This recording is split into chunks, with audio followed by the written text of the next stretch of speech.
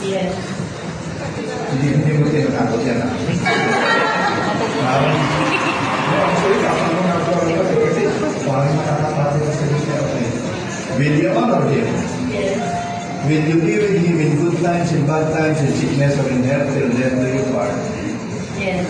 Will you strive to be an example to your husband and to your children? Yes.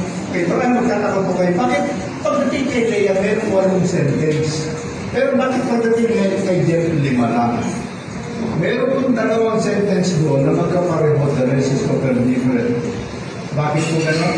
Kasi yung need ng lalaki at ang need ng babae dito magkapareho yan. Okay, Jeff, ano ang number 1 need ng isang babae?